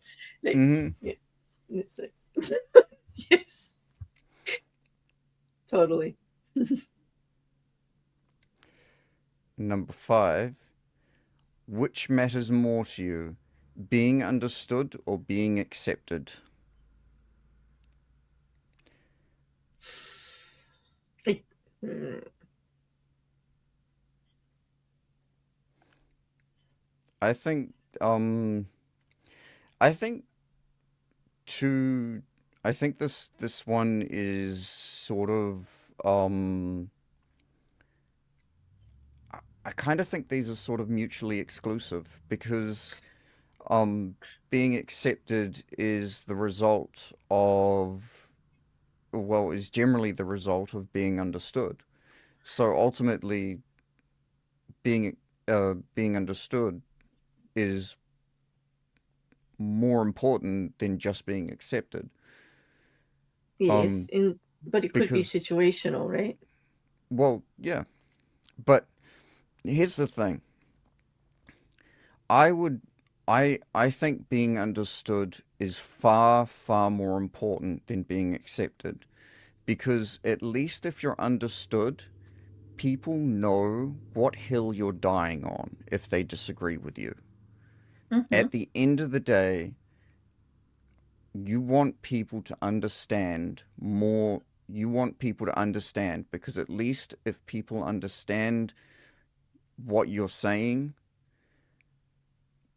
it's not just you will eventually reach people who will happily accept you. Because if no one understands what you're saying, but they accept you, you're just a crazy person. That's Not really necessarily. Not necessarily. I'm going to turn that upside down on you. I just have to because I'm like biting my tongue here. It's mm-hmm, situational. And take two different scenarios: a personal relationship, like your intimate relationship, your partner, your mm-hmm, girlfriend, your boyfriend, your husband, your wife, whatever, right? mm-hmm, Or you're the boss and it's an employee. mm-hmm. Okay. In your personal relationship, you have to admit that you accept your partner the way they are, but you don't always understand where they're coming from. And you don't have to. Absolutely. Mm-hmm, But on the other hand, at work, listen, listen, you got to go out of your way to make them understand mm-hmm. where you're coming from so that they accept the rule the way it is and they do what needs to be done. You see the Yes. difference? So Yes. that's why I say it's situational. Absolutely. That's but this yeah, that and that's why And I they can be mutually exclusive, especially in a mhm. personal relationship. I don't have to always understand like why men do what they do, but I can accept them for who they are. Yes. And the same thing with, you could say about women. Mhm. Or people that wear socks with jandals. No, I'm never going to understand that. And I I totally don't accept that at all. Nope. Just nope. Nope. fair. I think it's important we shun those people. You had to bring the jersey out in me, didn't you? That is, oh my God, it's one of my pet peeves. I just can't stand. I see a lot of it on the boardwalk, and I'm just like, why? Like, why? Why? Like, oh my God. Like, yeah, it's always those horrible white crew socks, too. Or worse yet, if they're over 50, it's those little black dress crew socks with the same. Now we're talking. Now Mhm. we're talking. And Bear loses her mind on the boardwalk. Like, just like, cannot. Just, all right. We got to move on. Like, don't even. But yeah, no, that's You had that's to do that. that's Oh my yeah, I God. did. But no, that's why I said it it's why I said if you had to only be one of these two, it's better to only be understood than only accepted. Because if no one understands what you're saying and they just accept you, you're just a That's crazy fine. person that everyone doesn't want to. That's not true. You don't always understand everything I say. Do you think I'm crazy? That's why I said, or if you had to be only one of these, I'm meaning only one, not a little bit of one and a little bit of the other. I'm meaning only one. If you at the very least, if you're only understood, people um people will generally accept you more readily. But if you're Oh, okay. only accepted and no one understands a single thing you say, Then then they just like, like yeah, if they you're accept you're crazy. what's the one from Wild Thornberries? The Oh, I little don't know. kid that babbles all the time. Mm-hmm. Yeah, if you sound like him and everyone just accept you're just a crazy person. Okay. That's because no one understands what you're saying at all ever. You're just you're just crazy, and no one wants to anger you. Whose turn is Um, I it? I we have can't no remember. idea. Okay. I'll go. Can you respect someone who hides their true beliefs to avoid conflict? Depends on the reason. Yes, it depends on the reason.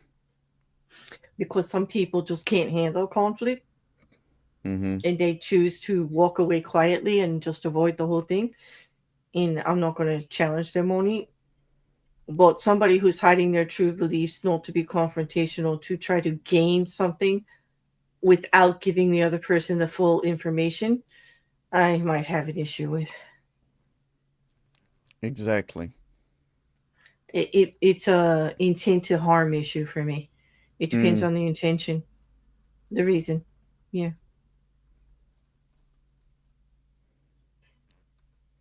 Like, say I've got a 90-year-old relative who's very religious. Am I going to go out of my way to challenge their beliefs and tell them I'm an atheist so like they have to worry about my soul on their way out? Like, she's 90 years old. Do we have yeah. to have that conversation? Like, no. No. Um, but if she asks me directly and she really wants to know, that might cause me a little bit of issue because I might want to like tell her, but I don't want to hurt anybody with it either. Exactly. But I'm not gonna lie. I mean, I'm sure, many of my relatives would rather I believed. Believe me, they would. They really would. And they Mm-hmm. tell me how much they worry about me all the time about it. But uh, I don't think it's important to hide it from them at all, you know. And No. I'm not gonna. But we just don't get into now. We don't get into open discussion about it all the time. Like little comments will Mm, come up here and there, and I don't. I choose not to fight about it. I might just exactly. not. You know, when Aunt Mercy comes into the room and tells me she's still praying for me because like somebody has to, I'm not gonna get into an argument with her. I just not. Okay. Mm-hmm. Or I might even say thank you because it's not worth fighting with her about. It doesn't change my belief because she wants to pray for my soul and it makes her feel better. Like let her have it. It's not hurting Exactly. me, you know. But if they interfere and like try to talk to my daughter about like stuff like sin and this, that, and the other thing and how she's going to burn in hell, I might have an issue with that. Like, Mm-hmm. if they get into harming a child over it, whatever they feel their good intention is. You know what I mean? That would be crossing a boundary. I might hate to say something then, Exactly. but I don't feel the need to conflict them, to get into a confrontation with them all the time about it. It's not Mm. productive, and there's no need to hurt people over it. You know. What do you think? I I agree with you, really. Huh. Yeah. I don't think it's worth getting into conflict with anyone over I I mean, and if it's nothing serious, then yeah, what's the point in getting Mm-hmm. into unnecessary conflict? Right. I think it's your turn. What number are we up to? 7. 7, that's it. When does fitting in become a red flag instead of social skills? Hmm.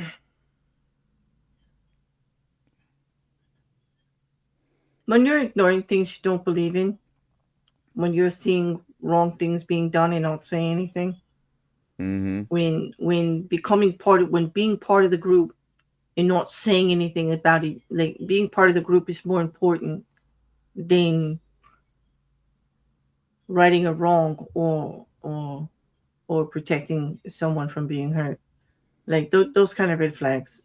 Here on the well, my history on YouTube is a great one for this because, like, I'll get ostracized. I'm a loner. I live on an island because, like, I just can't abide some of the things that happen. And I can't keep quiet about it. Like, if people are getting harassed or bullied, like, I don't think that's right. And even if it's a friend who does it, I say something. Okay. But at the same time, I don't believe in like pointing names and this and that and the other thing. I don't believe in shaming or, you know, that kind of thing. It's a fine balance. The social skill part of it is how to get the message out there without actually causing harm to even the person you're trying to get to do the right thing. Like it's not easy. You know, but Exactly. hmm but I mean, I get that all the time. I mean, I see people go head to head about different YouTubers that they might believe are like let me pick up a big call of racism. Okay, somebody who gets up there and is saying things very disparaging, being obviously racist, and then there's people in the chat and they're just like ignoring it as if it's no big thing, and then somebody else will call it out, and it becomes this whole big thing because like, well, this side supports racism and this one like it, because the YouTuber did it and you were there and you didn't say anything about it. Like, you Mm. got to pick your battles.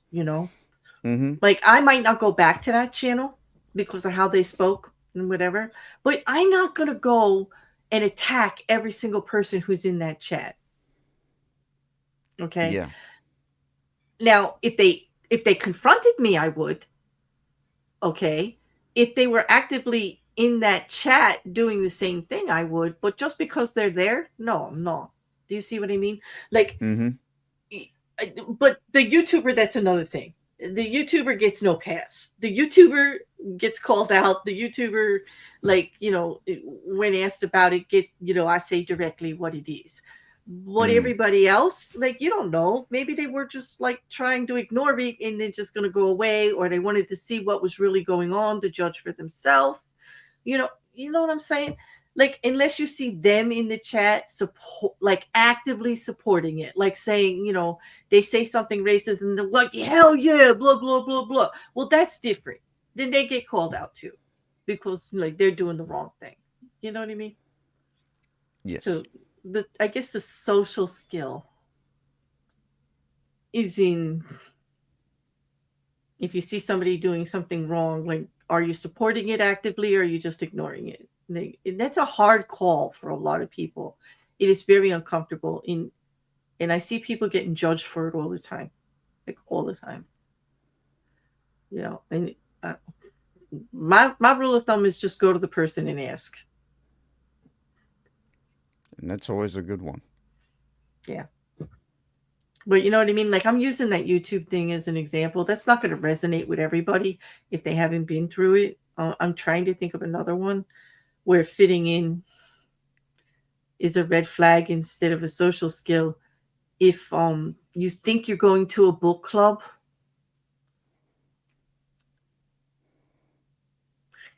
and here's a good example. And this is going to be way out there, people. I get it. But you go to book club and you weren't there for the picking of the book. And then you find out the book is How to Groom. Yeah, that would be a wild one. Like, are you going to sit there at the book club and go, oh yeah, I like books? Are you going to go, no, you like, messed up people, I'm out of here. Like, hang no. on. No. I just got to make a quick phone call. One moment. Yeah. Hello, Yes. FBI? Yes. I got 8 people here that you need to put on the list. Like, yes. Oh, I know, right? Grace, I'm sorry. I know it's ooh. I get it. And it should never happen, and I hope it never happens to anybody. But that's the only, like, I don't even know why I thought of that, but it just seemed like the best black and white issue to where everybody would kind of agree that you don't try to fit in that situation. Yeah. You just like, yeah, that's definitely a situation where it's like, hello, Chris Hansen, I got some phone numbers for you. Like, here you go. I got some addresses that you might want to visit. Yes. Like, hello. That's what I'm saying. Like, then it's like, that's obvious. Okay. That's like a no-brainer. That's why I'm using it. As ridiculous as it sounds, people, sorry. I'm not trying to upset anybody, but yeah.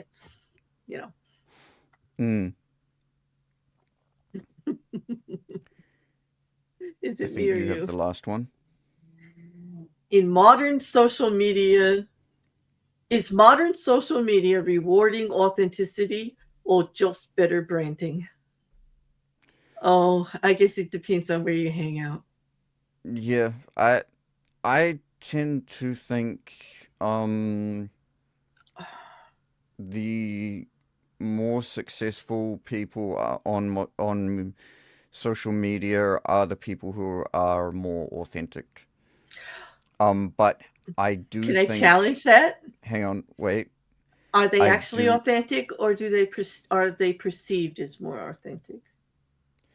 I do think that there is a perception that the branding is what gets rewarded. Because visibly you're always going to see what the branding is putting out. However, behind the scenes, if you are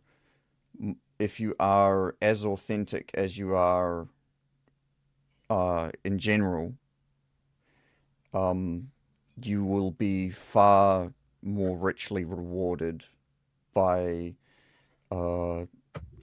let's say you're making it your job by more infomercial companies or people that want you to read ads or stuff like that. They will And that part, if that's like a given. So I guess it's a matter Mm. of degrees, especially on social network like YouTube or something like that. Like Mm-hmm. there's a part of what we do out here that's part of a persona. It's part of what Mm-hmm. people expect, and it's only a matter. I guess that the authenticity part comes with how different is that than your true self. Like it doesn't have to be exact. It's almost impossible for it to be exact because in Yes. people that talk to me off stream, and I this animated off all the well, don't answer that record. Don't answer. Don't worry, Mrs. I won't. Cassandra, sit down. Do not answer that. Do not go there. Just don't. Just don't. But more often than not, I'm not okay. But I can be occasionally very animated with in Mm-hmm. my dealings off, well, but not like on like you would be for a YouTube stream. Like you're Yeah. on, you're No. like on it. You're on it. Okay, Mm. so there is a little bit of you know playing it off. There is a little bit of performative here. There is a little bit like of that you might not always be doing off. You know, Mm. and so Yes, exactly. so that's a tough one because if you're talking about the socials, they are talking about social media. So I'm like, let's just say it's more rewarding for perceived authenticity. Yes. Like I'm not out here grifting, right? So I appear a little more authentic than somebody that's out here whining and crying for like, something all the time. And then like telling you they're going to get it for this, like they're gonna donate it to some great cause and then they buy a new car with it. Like, something like that. It's not very authentic. It's a little disingenuous and I think people get called out for that. Even if the reward is temporary, I don't think the reward is lasting on that, right? Yes. Yeah. Yeah. Exactly. Okay. It's time for the reversal. We are over time. How did we do that? Like, time flies Another when we're good having so chapter. much fun. I know I am having so much fun with you today, Rekkr. Mm-hmm. Even if you called me out with the socks and sandals. So, yeah, we'll talk about that after stream. Okay. All right. We need to do the reversal here. I'm gonna get DMs that I shouldn't threaten you in public. You'll see. It wasn't really a threat. You don't really feel threatened, right? Oh wait, people can't see me blinking. No, I don't. Stop. Okay, the reversal. All right. The only time it is worth standing out is when you're already stand out. When you have achieved an unshakable position of power and can display your differences from others as a sign of the distance between you. As President of the United States, Lyndon Johnson would sometimes hold meetings while he sat on the toilet. Since no one else either could or would claim such a privilege, Johnson was showing people that he did not have to observe the protocols of niceties of others. I can't believe that one. That's shocking to me. Anyway, the Roman Emperor Caligula played the same game. He would wear a woman's negligee or a bathrobe to receive important visitors. He even went so far as to have his horse elected consul. But it backfired, for the people hated Caligula, and his gestures eventually brought his overthrow. The truth is that even those who attain the heights of power would be better off at least affecting the calming touch, for at some point they may need popular support. And finally, there is always a place for the gadfly. The person who successfully defies custom and mocks what has grown lifeless in a culture. Oscar Wilde, for example, achieved considerable social power on this foundation. He made it clear that he disdained the usual ways of doing things, and when he gave public readings, his audiences not only expected him to insult them, but welcomed it. We notice, however, that his eccentric role eventually destroyed him. Even had he come to a better end, remember that he possessed an unusual genius. Without his gift to amuse and delight, his barbs would simply have offended people. That's it. True words of wisdom. George Carlin is another good example of that. Oh yes, yes. Who did I liked him? And there was another one. Dennis Leary or Andrew Dice Clay. Very offensive. These guys were, but funny, but funny. Yeah. Mm-hmm. Oh, I think there's another one. Lewis Black. Yeah, he's. I think it's. I think that's his name. And some of the political ones, like horrid. Yeah. Mm-hmm. Okay, the mods. The mods knew you were blinking. They're all on your side. Right. Excellent. So what do we got coming up next week? So next week we have Law 39. Stir up waters to catch fish. Wait a minute. Didn't this whole chapter just tell us not to do that? Stop asking reasonable questions, Claire. This is inappropriate time. Here we go with the Claire. Don't you dare be reasonable. Like how? Not the time, not the place. Don't be reasonable. Don't be. Don't. Perfect. Okay. You see what I mean about the book? Like it's a roller coaster ride. It is truly a unique book. Like make up your mind, Green. Like basically when it comes down to it, it's a pick and choose and pick the ones that work together for the situation at the time. Add a couple together and do that. Like it's definitely situational. It's not one size fits all for sure. Mm-hmm. We shall exactly. Yes, we shall discuss this next week. How it contradicts this chapter. Exactly. Like I don't know. It's just very funny. Mm-hmm. So write your notes down. Yeah, keep notes from this one because we'll be talking about it next week. How it's the opposite. But anyway, let us know what you think. Meet us in the comments. Tell us what you think. And hopefully we'll see you all next week. Same time, same place. Absolutely. Yeah. Thank you, everyone, for coming. Thank you for those of you in the chat for joining us and keeping us company. And for those of you still watching out there and are going to watch after, let us know what you think in the comments. Like, we really look forward to it. Mm-hmm. So, any last words there, Rekkr?